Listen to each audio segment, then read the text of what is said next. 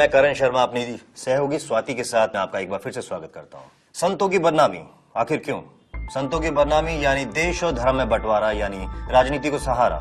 आखिर क्यों लग रहे हैं संत आशाराम बापू पे लगातार इल्जाम? एक सिलसिला ऐसा जो लगातार जारी है। आपको बता दें ये बात है सन 2004 में दिवाली के अवसर पर श्रद्धेय शंकराचार्य स्वामी श्री जयेंद्र सरस्वती को गिरफ्तार किया गया। उन पर कई झूठे और बेबुनियाद आरोप लगाए गए। आपको बता दें कि उसी वक्त आशाराम बापू ने यह भविष्यवाणी की थी कि देश और धर्म ही नहीं बल्कि साधु और संतों के खिलाफ एक समांतर ताकत काम कर रही है, जो निश्चित तौर पर आगे चलकर उनके खिलाफ भी साजिशें रचेगी। और आज आसाराम बापू की इसी भविष्यवाणी को सही साबित करने में जुटे हुए हैं कई लोग। नई कहानियां बनाना और नए आरोप लगाना तो मानो एक फैशन सा बन गया है। इन आरोपों का कोई अंत नजर नहीं आता और आज हम इन्हीं बेबुनियादी आरोपों का पर्दाफाश करेंगे।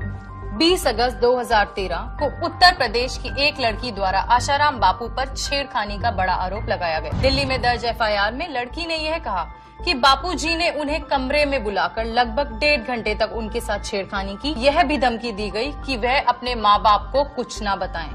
और आपको बता दें कि ये लड़की उत्तर प्रदेश की थी जो पढ़ रही थी मध्य प्रदेश के छिंदवाड़ा इलाके में, और एक घटना जोधपुर की बताई जा रही है। फिर एफआईआर दिल्ली में क्यों? इस अहम मुद्दे पर कभी गौर नहीं किया गया और एफआईआर दर्ज करने के लिए 5 दिन का इंतजार क्यों? और हम दर्शकों को ये भी बता दें कि एफआईआर में कहीं भी बलात्कार जैसे दुष्कर्म का उल्लेख नहीं किया गया था। लेकिन क्या मीडिया ने इसे जिम्मेदारी से प्रस्तुत किया? छानबीन शुरू होने के पूर्व ही कुछ न्यूज चैनल्स ने आरोप तक तय कर दिए और सीधी गिरफ्तारी की मांग कर डाली। बार बार यह दर्शाया जा रहा था कि बापूजी पर बलात्कार का आरोप लगाया है। 26 अगस्त 2013 को जोधपुर के डीसीपी अजय लांबा ने प्रेस कॉन्फ्रेंस में यह साफ बताया कि एफआईआर में कहीं भी ऐसे दुष्कर्म का उल्लेख ही नहीं है। वेरी फर्स्ट डे से हम ये कह रहे हैं कि 376 का ना कोई मेडिकल एविडेंस है, ना कोई पीड़िता ने आरोप लगाया है। रही बात छेड़खानी की, लड़की की मां कमरे के बाहर बैठी थी। एफआईआर में लड़की ने यह कहा कि वह कमरे में चिल्लाने लगी और ऐसा करते ही उसका मुंह बंद कर दिया गया। बड़ी ताज्जुब की बात है कि मां को चिल्लाने की आवाज सुनाई नहीं दी। 1.5 घंटे तक जिस लड़की का यौन शोषण हुआ हो, ऐसी लड़की जब अपनी माँ के सामने आती है तो क्या माँ को उसके हालात देखकर उसके मन में आशंका नहीं होगी? ऐसा होने पर कोई चुपचाप कैसे सो सकता है? और क्या यह संभव है कि ऐसी घटना घटने के अगले ही दिन सुबह वही लड़की किसान के बच्चों के साथ खेले और खुशी खुशी उन्हें 200 रुपए भी दे दे? आज्ञा भी ली थी, फिर हमारे साथ में इधर आए, खाना खाया और हंस मिल के बच्ची एकदम अपने पिताजी के साथ हंस मिल के बातचीत कर रही थी। और मेरे लड़के और लड़की को उन्होंने पैसे दिए, 100 रुपए भी दिए। फिर मेरा चचेरा भाई उनको रेलवे तक ड्रॉप करके भी आया। लोगों को यह भी दर्शाया गया कि मेडिकल जांच से बलात्कार की पुष्टि हो गई है, जबकि जोधपुर के डीसीपी अजय लांबा ने साफ बताया है कि मेडिकल रिपोर्ट में 376 के आरोप के पक्ष में कोई एविडेंस नहीं है। हम बार बार ये कह रहे हैं कि मेडिकल रिपोर्ट जो दिल्ली से आई है हमारे पास, मेडिकल रिपोर्ट में भी किसी भी तरह से 376 के आरोप के पक्ष में कोई एविडेंस नहीं है। बापूजी की गिरफ्तारी की षड्यंत्रकारियों द्वारा रची गई गहरी साजिश के आहत होकर भोपाल आश्रम के वरिष्ठ पदाधिकारी श्री देव कृष्णानी जी की मृत्यु हो गई। उन्होंने 2 दिन से अन्न जल त्याग किया था।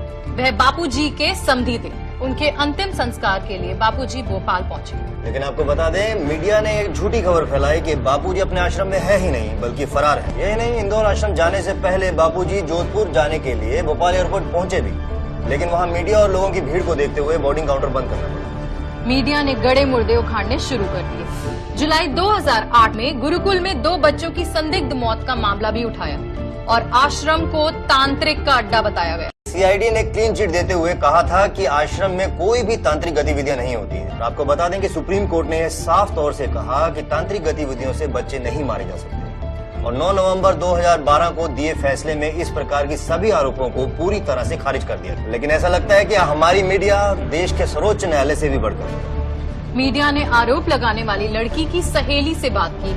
उसने जो बात मीडिया से कही उसे मीडिया ने लोगों तक पहुंचाना जरूरी नहीं समझा।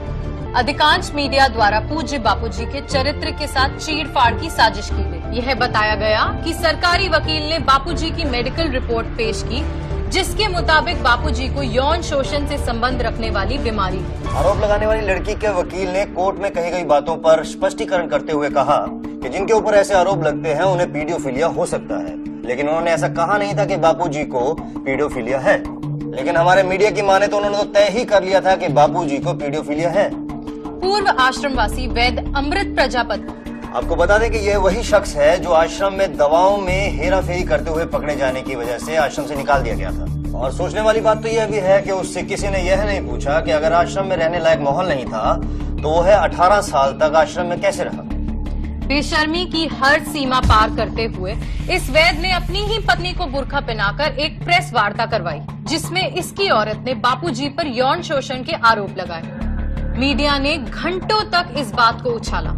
इसकी पत्नी के बेबुनियाद आरोपों को चटपटा बनाकर दर्शकों को परोसा गया। और 4 महीने बाद जब न्यायाधीश DK त्रिवेदी जांच आयोग में हुई विशेष पूछताछ में जब यह बात झूठी साबित हो गई तो किसी मीडिया ने यह बात अपने दर्शकों तक पहुंचाने की जहमत तक नहीं उठाई। आरोपों का सिलसिला मानो जैसे रुकने का नाम ही न लगा। अमृत वैद्य ने लगाया और एक आरोप कि बापूजी अफीम खाते हैं, लेकिन बापूजी की मेडिकल रिपोर्ट में अफीम खाने की कोई भी बात सामने नहीं आई है। छिंदवाड़ा गुरुकुल में 20 लड़कियों की आत्महत्या के बेबुनियाद आरोप लगाए। आज तक गुरुकुल में किसी छात्रा ने आत्महत्या की ही नहीं। मीडिया ने अहमदाबाद आश्रम में रहस्यमय CD होने का दावा किया, जिसमें आशाराम बापू के अश्लील वीडियो हैं और जो पुलिस ने बापूजी के खास सेवादार शिवा से बरामद किए। लेकिन शिवा ने खोली पुलिस की पोल और मीडिया को यह भी बताया कि उनके साथ जबरदस्ती की जा रही थी और उनसे ऐसी कोई CD बरामद हुई ही नहीं थी। यही बात DCP अजय लांबा ने भी स्वीकार की।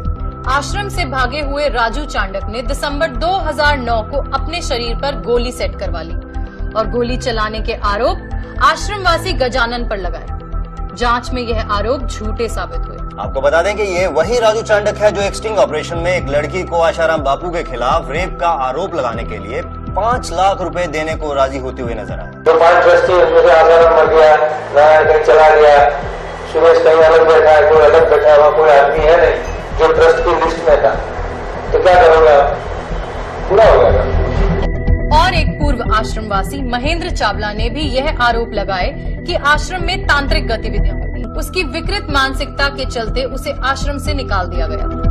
बापूजी के ठीक जमानत के पूर्व साजिशकर्ताओं ने सूरत में 2 बहनों से फिर से बलात्कार का ढोंग रचाकर बापूजी के साथ उनके पूरे परिवार को लपेट में ले लिया। बापूजी की बेटी भारती देवी ने कहा कि कोई पत्नी अपनी पति के लिए और कोई बहन अपने भाई के लिए ऐसे दुष्कर्म भला कैसे कर सकती है, और ये आरोप भी लज्जास्पद है, संभव ही नहीं। सब झूठे ही आरोप है उसके, मेरे को उसके आचरण पे और संयम पे। संयम ही है, उसके संग से बहुत ही लड़कियां संयमी हो जाती है और मेरे को पूरा विश्वास है वो ऐसा कुछ नहीं है उसमें। मीडिया ने यह संगीन आरोप भी लगाया कि बापूजी की राजदार शिल्पी फरार है। ब्रिजमोहन गुप्ता उर्फ भोलानंद ने यह आरोप लगाया कि जम्मू आश्रम में बच्चों को दफन किया जाता है और आश्रम में तंत्र मंत्र की विद्या होती है। इस पूरे मामले का खुलासा किया सेवादार विक्की ने, जिन्होंने भोलानंद के साथ हुई बातचीत की एक फोन कॉल रिकॉर्ड कर ली थी और वही रिकॉर्डिंग पुलिस के सामने पेश की।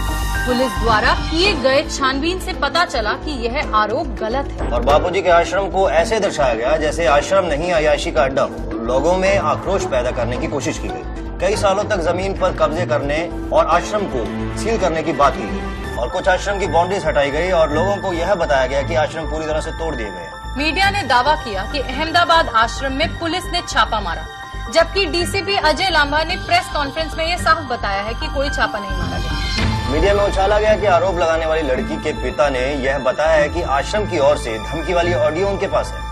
लड़की की पक्ष की ओर से ना ही ऐसी कोई शिकायत दर्ज हुई है और ना ही पुलिस को कोई ऐसी ऑडियो मिली। ऐसा दुष्प्रचार किया गया कि बापूजी के समर्थकों ने गुंडागर्दी की। हम आपसे पूछना चाहते हैं कि एक लोकतंत्र देश में अपनी मांगों को सामने लाने के लिए या भारत में अपने सबसे प्रिय संत को समर्थन दिखाने के लिए एक शांतिपूर्वक धरना देना भी क्या गुनाह है? और तो और कई जगहों पर निर्दोष समर्थकों को बड़ी बेरहमी से पिटा। लाठीचार्ज हो गया यहाँ पर जोधपुर जेल के बाहर। जोधपुर जेल के बाहर लाठीचार्ज हो रहा है। और सिलसिला सिर्फ आशाराम बापू तक सीमित नहीं है। संत नित्यानंद स्वामी, बाबा रामदेव, बाबा राम रहीम, संत कृपालू जी महाराज और स्वामी नारायण के संत प्रमुख स्वामी, इन सभी संतों पर किसी न किसी का आरोप लगाकर उन्हें बदनाम किया गया। यह लोगों को गुमराह करने की गंदी साजिश है। और तो और मेरठ के एक परिवार ने आश्रम पर यह भी इल्जाम लगाया है कि उनका पूरा परिवार गायब कर दिया गया। लेकिन फिर बापू और बापू के आश्रम को क्लीन चिट दे दी गई। डिवाइड एंड रूल, बांटो और राज करो। पहले अंग्रेजों ने इस भारत देश पर इस नीति का बड़ी सफलता के साथ उपकरण की और अब देश में हिंदुत्व के दुश्मनी से अपना रहे हैं। हिंदुत्व को नष्ट करने की साजिश स्पष्ट रूप से दिखाई पड़ रही है। हम आपसे विनती करते हैं कि ऐसी साजिश और हमारे देश और संस्कृति के खिलाफ रचाए गए इन षड्यंत्रों का आप शिकार ना बने और सिर्फ सच को देखें और सच का साथ दें।